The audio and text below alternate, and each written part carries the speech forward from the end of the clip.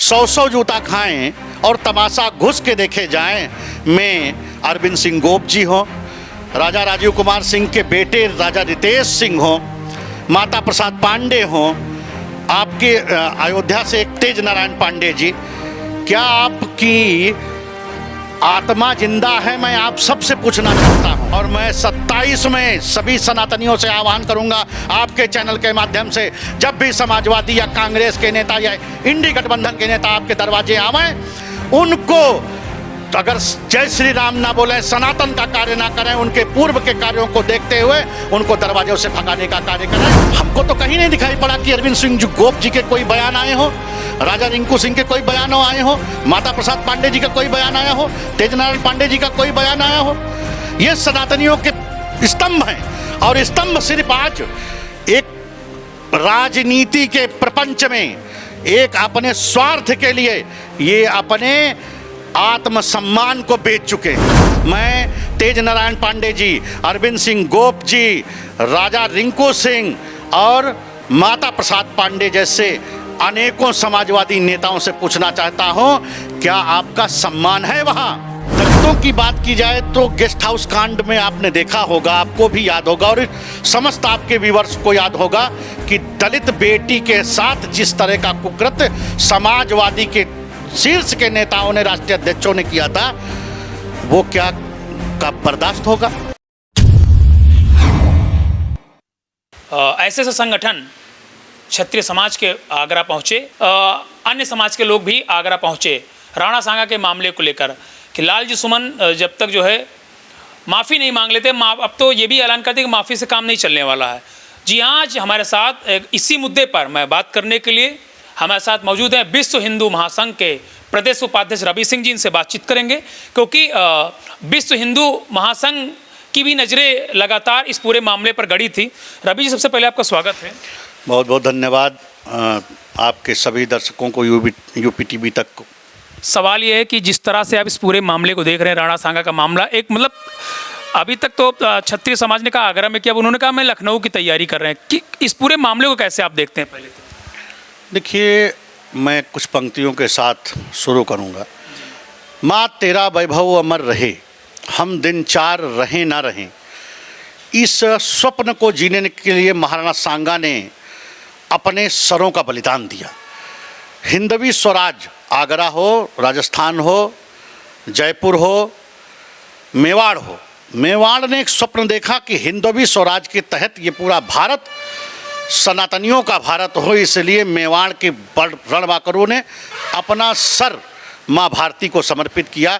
इसीलिए आज शायद हम इस हिंदवी समाज में और इस हिंदुत्व की पहचान के साथ जीवित हैं। जिस तरह से सदन के अंदर बाबरनामा को आधार मानते हुए, बाबरनामा की आधार ये इतिहास है हमारा, क्या बाबरनामा के अनुसार हमारा ये देश चलेगा? उनके इतिहास के आधार पर संविधान के मंदिर के अंदर जिस तरह से हिंदवी समाज के महापुरोधा राणा सांगा जी का अपमान किया गया, ये एक सोची समझी गजवाए हिंद की प्लानिंग है। जिस तरह आपने देखा महाराष्ट्र में औरंगजेब के बाद हिंदू कायर है, हिंदू कमीना है, मलेरिया है, इस तरह के ना जाने राम पर प्रश्न चिन्ह, कुंभ पर प्रश्न चिन्ह उठाए ही जाते हैं लगातार। ये गजवाए हिंद की सोची समझी प्लानिंग है। और मैं आपको बता दूं, ये समाजवादी, ये जो इंडी गठबंधन है, इस गठबंधन में चाहे बंगाल हो, चाहे उत्तर प्रदेश हो, चाहे आपकी जितने भी इंडी अलायंस के लोग, राम काल्पनिक हैं, किसने कहा? कांग्रेस ने। राम सेतु पर मुकदमा सुप्रीम कोर्ट में किसने लड़ा? कांग्रेस ने। पर जितने सवाल उठाए सब इंडी गठबंधन के जितने भी नेता हैं। मैं पूछना चाहता हूं इन लोगों से, क्या इन महापुरुषों ने इसी दिन के लिए अपना सर दिया था कि आने वाली इन बाबर की औलादों ने जिस तरह से ये कहा कि राणा सांगा गद्दार है और तुम हिंदू में 36 कौमें आती हैं और उन 36 कौमों का, उन 36 जातियों का माला बना करके ये पूरा भारत बना है और उन 36 कौमों पर जो प्रश्न चिन्ह सदन के अंदर उठाया गया, ये बर्दाश्त नहीं है। क्या लगता है कि समाजवादी पार्टी लगातार जो है इस पूरे मामले में अड़िग रही? उन्होंने कहा कि दलित हैं, दलित के घर पर हमला हुआ। क्या राणा सांगा के जो राणा सांगा को अपना पूर्वज या फिर राणा सांगा को अपना आदर्श मानते हैं, क्या समाजवादी पार्टी में ऐसे लोग नहीं हैं? देखिए, आपने भी देखा होगा एक ठगने वाला नारा बनाया है समाजवादी ने, पीडीए। पीडीए पीडीए में पिछड़ा, दलित, अल्पसंख्यक। पिछड़े के साथ ये कभी खड़े नहीं हुए। कांग्रेस गवर्नमेंट रही, पिछड़े के साथ कभी इनका पिछड़ा आयोग नहीं दिया। भारत के प्रधानमंत्री यशस्वी मोदी जी ने जब नेतृत्व तो उन्होंने किया तो पिछड़ा आयोग दिया। आ जाते हैं दलित पर। दलितों की बात की जाए तो गेस्ट हाउस कांड में आपने देखा होगा, आपको भी याद होगा और समस्त आपके व्यूअर्स को याद होगा कि दलित बेटी के साथ जिस तरह का कुकृत्य समाजवादी के शीर्ष के नेताओं ने, राष्ट्रीय अध्यक्षों ने किया था, वो क्या का बर्दाश्त होगा? क्या वो दलितों का उत्पीड़न नहीं था? अल्पसंख्यक में ये सिर्फ किसके हितैषी हैं? सिर्फ मुसलमानों के, सिर्फ और सिर्फ बेधर्मी मुसलमानों के, बेविचारी मुसलमानों के, राष्ट्रवादी मुसलमानों के नहीं है। बेविचारी, बेधर्मी, गजवाए हिंद का स्वप्न पालने वाले मुसलमानों के शुभचिंतक हैं। अल्पसंख्यक में सिख भी आता है, बौद्ध भी आता है, पारसी भी आता है। क्या उनके शुभचिंतक हैं ये? रही बात, आपने बहुत अच्छा सवाल पूछा, ये मन में एक व्यथा थी हमेशा से। पीडीए में ये कहा जा रहा है पीडीए के बाहर ब्राह्मण हो गया, क्षत्रिय हो गया, ये तो पीडीए के बाहर है ना। माता प्रसाद पांडे जी नेता विरोधी दल हैं और समाजवादी का कितना बड़ा चेहरा आपने विरोधी दल के नाम पे रखा है। मैं 100 जूता खाएं और तमाशा घुस के देखे जाएं में अरविंद सिंह गोप जी हों, राजा राजीव कुमार सिंह के बेटे राजा रितेश सिंह हों, माता प्रसाद पांडे हों, आपके अयोध्या से एक बहुत बार बार उनको समाजवाद का प्रेम उमड़ता है, वो पांडे जी विधायक मंत्री भी रहे, वो हों तेज नारायण पांडे जी। क्या आपकी आत्मा जिंदा है? मैं आप सबसे पूछना चाहता हूँ। आपके पूर्वजों ने बलिदान दिया, हजारों कोड़े पीठ पर खा करके सनातन और हिंदुत्व को संभाल कर और सहेज कर रखा। मैं तेज नारायण पांडे जी, अरविंद सिंह गोप जी, राजा रिंकू सिंह और माता प्रसाद पांडे जैसे अनेकों समाजवादी नेताओं से पूछना चाहता हूँ, क्या आपका सम्मान है वहाँ? और सम्मान पीडीए के नाम पर ना हो कोई बात नहीं, पीडीए के नाम पर आप राजनीति करिए, मुझे कोई आपत्ति नहीं, लेकिन आप सनातनी हैं। आपके पूर्वजों ने हजारों कोड़े खा करके सनातन को जीवित रखा, कुछ तो बात होगी सनातन में। आज ये एक्सीडेंटल सनातनी नहीं है। राणा सांगा पे लोगों ने कुछ बोला? हमको तो नहीं दिखाई पड़ा, हमको तो कहीं नहीं दिखाई पड़ा कि अरविंद सिंह गोप जी के कोई बयान आए हो, राजा रिंकू सिंह के कोई बयान आए हो, माता प्रसाद पांडे जी का कोई बयान आया हो, तेज नारायण पांडे जी का कोई बयान आया हो। ये सनातनियों के स्तंभ हैं और स्तंभ सिर्फ आज एक राजनीति के प्रपंच में एक अपने स्वार्थ के लिए ये अपने आत्मसम्मान को बेच चुके हैं।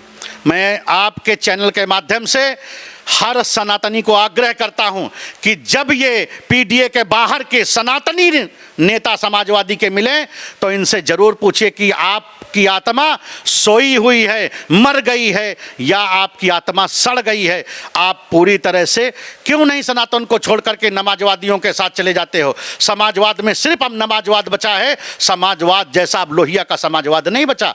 अखिलेश जी ने यह भी कहा था कि ऊंची जातियों के लोगों का फायदा पहली की सरकार, भाजपा की सरकार में ज़्यादा होता है। हमने तो कभी नहीं किया, हमारी सरकार ने तो सबका साथ, सबका विकास, सबके प्रयास। आप देखिए, शोषित, पीड़ित, वंचितों के, हमारी सरकार राम के आदर्शों पर चलने वाली सरकार है। अभी तो ये भी इन्होंने कहा कि दुर्गंध फैलाते हैं। हाँ, एक सवाल ये भी अच्छा आपने पूछा, जो जिनके पूर्वज, बहुत अच्छी बात यह है कि मैं इस बात को रखूं। आप याद करिए, आज का यादव मुलायम सिंह को अपना मानेगा, आराध्य मानेगा, या भगवान कृष्ण का वंशज बन करके वो राष्ट्रवादी और सनातनवादी यादव बनना चाहेगा? आज अगर मुलायम सिंह के वंशज नमाजवादी अखिलेश जी को मानेगा तो नमाजवादियों को गाय से हमेशा दुर्गंध ही आती है, गोबर से दुर्गंध ही आती है। और अगर सनातनी बन करके ये सभी सोचेंगे तो गौ माता हैं, करोड़ों करोड़ हिंदुओं की आस्था का प्रतीक, और उनका दूध अमृत, उनका गौमूत्र अमृत, उनका गोबर हमारे घरों में बैक्टीरिया नाशक एक अच्छी परंपरा, एक स्वस्थ परंपरा गाय से आती है और उनको बदबू आती है। आप सोचिए। समाजवादी पार्टी में हमेशा ये कहा गया, उन्होंने कहा कि ऊंची जात के लोगों को सवाल जब किया गया तो समाजवादी पार्टी के जो नेता हैं जो ऊंची जात से हैं वो अगर जनता के बीच में 27 में जाएंगे तो कैसा रिएक्शन रहेगा, उनके बारे में क्या कहना चाहेंगे आप? जैसे उन्होंने ऊंची जात को सवाल किया ना कि ऊंची जात के लोगों को ज़्यादा फायदा मिलता रहा है, तो क्या समाजवादी पार्टी में ऊंची जात के लोग नहीं हैं? समाजवादी पार्टी में ऊंची जात के लोग हमेशा ऊंचा ही बनकर जाते हैं।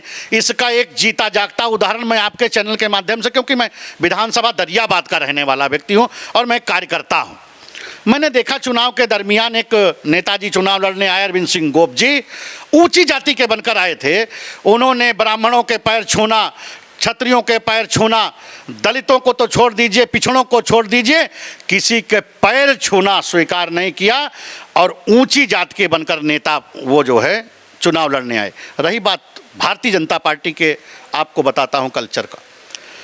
दरियाबाद विधानसभा से हमारे सतीश शर्मा जी यशस्वी मंत्री जी चुनाव लड़ते हैं। शोषित, पीड़ित, वंचित और आखिरी पायदान के व्यक्ति को साथ ले चलने का काम आदरणीय सतीश शर्मा जी करते हैं। वहीं अगर कोई भी उनके घर आता है, कोई जात पात की, कोई छुआछूत की बात नहीं, अगर वो एक समान से सबको प्यार करते हैं, क्या गड़ा, क्या पिछड़ा, क्या दलित, क्या शोषित, क्या पीड़ित, क्या वंचित, उनके घर में किसी के साथ भेदभाव नहीं, किसी को बड़ी कुर्सी नहीं, किसी को छोटी कुर्सी नहीं, सबको समान व्यवहार और सबके साथ समान आचार का काम करने वाली भारतीय जनता पार्टी का नेतृत्व करने वाले सतीश शर्मा जी ये काम करते हैं। और मैं 27 में सभी सनातनियों से आह्वान करूंगा आपके चैनल के माध्यम से, जब भी समाजवादी या कांग्रेस के नेता या इंडी गठबंधन के नेता आपके दरवाजे आवें, उनको तो अगर जय श्री राम ना बोलें, सनातन का कार्य ना करें, उनके पूर्व के कार्यों को देखते हुए उनको दरवाजों से भगाने का कार्य करें, उनकी जमानत जब्त करने का काम करें, सदन से लेकर सड़क तक वो शून्य में दिखाई पड़े, तब जागता भारत और जागता सनातनी और सशक्त राष्ट्रवाद और सशक्त सनातनी दिखेगा। चलिए, बहुत धन्यवाद। तो हमारे साथ थे रवि सिंह जी जिनसे मैंने खास बातचीत की। बहुत अच्छे तर्क में इन्होंने उत्तर दिया कि कैसे क्या करना है, क्योंकि लगातार ये सनातन के प्रति लगातार इनका समर्पण भाव रहता है और लगातार ऐसे काम ही करते भी चले आ रहे थे समाज में। तो हमने कहा क्यों ना एक इंटरव्यू रवि सिंह जी का बनता है, क्योंकि राणा सांगा का मामला है और रवि सिंह जी अगर दूर रहें तो ये हो नहीं सकता था। आज इनको मैंने पकड़ा है, जबरिया पकड़ा है, इंटरव्यू देने वाले नहीं थे, लेकिन मैंने इनको जबरिया पकड़ा है। इन्होंने कहा नहीं बोलेंगे, तो आज इन्होंने बोला भी खूब है। आप लोगों को इनकी वीडियो कैसी लगी कमेंट करके जरूर हमको बताइए।